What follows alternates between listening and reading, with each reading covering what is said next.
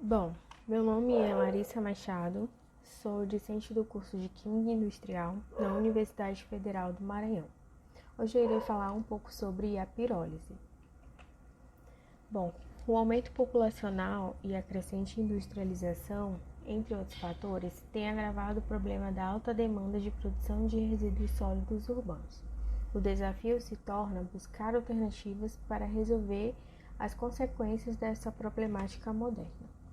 E o que é um lixão? O lixão da Estrutural, como um exemplo, está localizado em Brasília, no Distrito Federal. Antes de ser fechado pelo governo do Distrito Federal, deteve o título de maior lixão a céu aberto da América Latina. O depósito ficava a 15 quilômetros da zona central da capital e ao lado do Parque Nacional de Brasília, uma unidade de conservação ambiental com mais de 42 mil hectares. Como o lixão da Estrutural, ainda há 2.663 lixões em cerca de 2.500 municípios espalhados pelo Brasil, segundo o Atlas da Destinação Final de Resíduos, que fez o levantamento e foi publicado em 2020 pela Associação Brasileira de Empresas de Tratamento de Resíduos e Efluentes, a ABETRE. O entulhamento fétido, na época, ocupava uma área de aproximadamente 200 hectares, o que corresponde a cerca de 243 campos de futebol, e chegou a acumular a mais de 40 milhões de toneladas de lixo, ou seja, uma montanha de quase 55 metros de altura, equivalente a um prédio de aproximadamente 16 andares. E de acordo com a ABETRE, a disposição final de resíduos sólidos urbanos no Brasil, em 2010, cerca de 56,8% dos resíduos tinham destinação adequada, enquanto 43,2% não tinham o mesmo destino. Já em 2019, a destinação adequada aumentou para 59,5%, tendo queda de 40,5% na destinação inadequada. E esse aumento, que em 2010 motivou a criação da PNRS, que manteve-se nos anos e que se seguiram a implementação da lei. Já segundo os dados do Panorama de Resíduos Sólidos no Brasil 2020, a geração saiu de 66,7 milhões de toneladas em 2010 para 79,1 milhões em 2019, ou seja, uma diferença de 12,4 milhões de toneladas. O mesmo estudo ainda diz que a cada brasileiro produz em média 379,2 kg de lixo por ano, o que corresponde a mais de 1 kg por dia. Bom, e o que vem ser essa pirólise? A pirólise nada mais é que uma tecnologia de transformação de um resíduo em um produto com potencial energético. Esse produto ele pode ser um gás, um líquido ou um sólido, a depender do tipo de pirólise. Ele possui um sistema fechado em alta temperatura e sem a presença de oxigênio. Por exemplo, em 1 tonelada é possível extrair cerca de 11 kg de sulfato de amônia, 12 litros de alcatrão e 9,5 litros de óleo, entre outros. E o que vem ser esse tipo de pirólise? Bom, na pirólise acontece em 3 tipos: a pirólise lenta, a rápida e a pirólise térmica. Na pirólise lenta, ocorre a temperatura em aproximadamente 400 graus Celsius. O seu produto final é o carvão vegetal, também chamado de biocarvão biochar. Esse tipo de processamento ele pode levar horas ou dias, sendo realizado por um processo térmico com a isenção do calor. Já na pirólise rápida, ela é utilizada para a produção de combustíveis e produtos químicos, principalmente destinados à produção de gases e líquidos. Ela acontece em uma temperatura de aproximadamente 500 graus Celsius, em um tempo estimado de 1 segundo, ou seja, extremamente rápido e em um sistema fechado. Já a pirólise térmica é o processo em que o material é exposto a uma temperatura de aproximadamente 800 graus em um longo período de tempo. Ela pode ser utilizada para a produção de gases, como por exemplo o gás natural, que é um produto de origem fóssil utilizado para a geração de energia. Ele apresenta em sua composição o monóxido de carbono, o dióxido de carbono e hidrocarbonetos leves. Vale ressaltar também que existe a pirólise catalítica, que consiste no uso de uma substância com potencial de realizar a pirólise, ou seja, um catalisador, onde esses catalisadores têm a capacidade de fragmentar o material em partes menores. E desta forma, o tempo e a temperatura necessária para que a pirólise se torne menor. E como acontece esse processo? O processo é endotérmico, logo é necessário que exista bastante fornecimento externo de calor para acontecer o êxito da reação.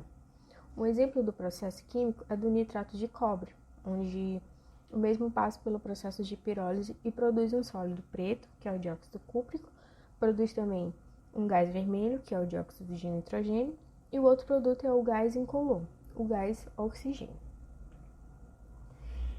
E onde acontece toda essa reação? Toda essa reação acontece no que chamamos de reator pirolítico, que de acordo com Young e Miranda, o reator é todo revestido por resistências elétricas, permitindo desta forma manter a isotermicidade e o controle adequado de temperatura. E necessariamente o que é e o que acontece. O reator químico, também chamado de reator pirolítico, a matéria orgânica passa por uma série de etapas. O elemento principal nos processos químicos aplicados e também possui 3 tipos de zona específica. Ele possui também a zona de secagem, a zona de pirólise e a zona de resfriamento. E nele é um sistema fechado, de alta temperatura e sem a presença de oxigênio. Na zona de secagem, é onde os resíduos que irão alimentar o reator passam por 2 etapas, a pré-secagem e a secagem. Nesta zona, as temperaturas variam de 100 a 200 graus e vale ressaltar que esta etapa é de suma importância, pois a umidade pode interagir negativamente no resultado final do processo. Já na zona de pirólise, é onde ocorrerão as reações endotérmicas, sendo ela a volatização, a oxidação e a fusão. As temperaturas nessa fase variam de 300 a 1.600 graus Celsius, é onde são coletados os produtos, como os álcools, os oleocombustíveis, como o bioóleo, o alcatrão, por exemplo.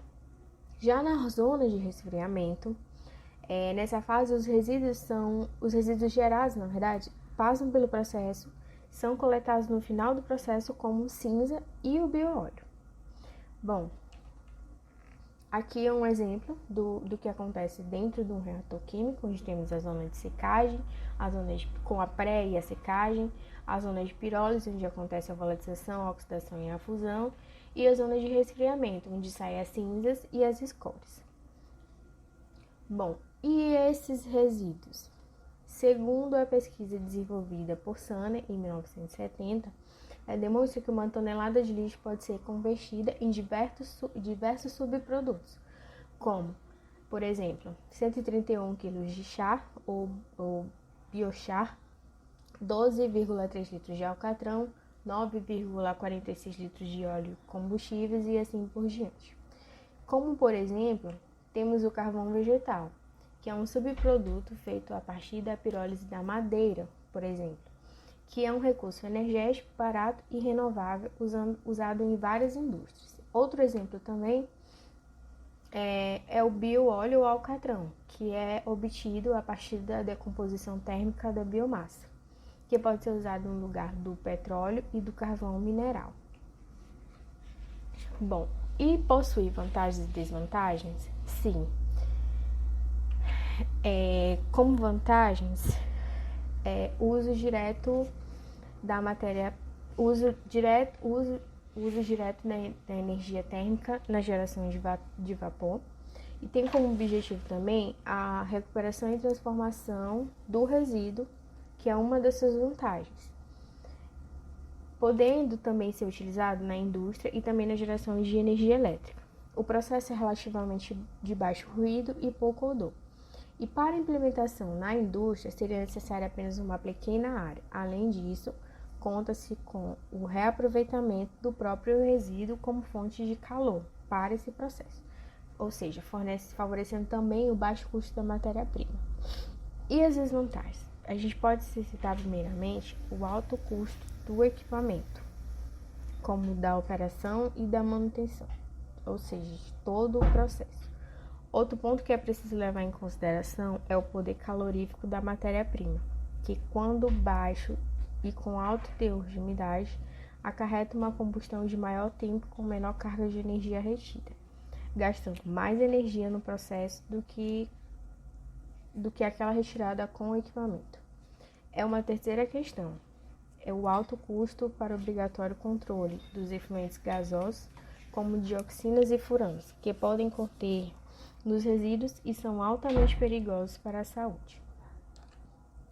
Bom, e o uso da pirólise no Brasil? A gente pode dizer que, de acordo com a Pesquisa Nacional de Saneamento Básico, o PNSB de 1989, realizada pelo Instituto Brasileiro de Geografia e Estatística, no Brasil há poucas usinas de pirólise. As empresas de tratamento do lixo não têm muito interesse no investimento, pelo fato do custo ser elevado. E também, de acordo com a pesquisa, a disposição final do lixo dos municípios se divide em 76% em lixões, 13% em aterros controlados e 10% em aterros sanitários. Apenas 1% passa por tratamentos como a compostagem, reciclagem, incineração e a pirólise. E analisando o impacto ambiental ocasionado através dos aterros, é mais propício o investimento em um processo sustentável com a pirólise, se ela for reaproveitada de maneira correta com a extração dos subprodutos, como bioóleo e biomassa, que podem ser utilizados para a geração de energia e o próprio combustível, e consequentemente comercializado e acabar gerando rentabilidade e lucro. Ou seja, tornando esse processo, que é uma tecnologia de alto custo, em economia para o Brasil. Então, com isso, concluímos que, por ser um dos processos de destinação final de resíduos sólidos que leva a vantagem dos demais métodos de tratamento do lixo inventados até hoje, e apesar de ser custoso no que tange à manutenção, necessita de maior aprimoramento tecnológico no Brasil. Sendo assim, é possível investir em reatores pirolíticos para o tratamento da maior parte dos lixos que produzimos no país, extinguindo os lixões a céu aberto e diminuindo os aterros sanitários e incineração, que causam grandes impactos ambientais. Então, pessoal, eu espero que vocês tenham entendido um pouco mais de como acontece a pirólise, e é isto. Obrigada!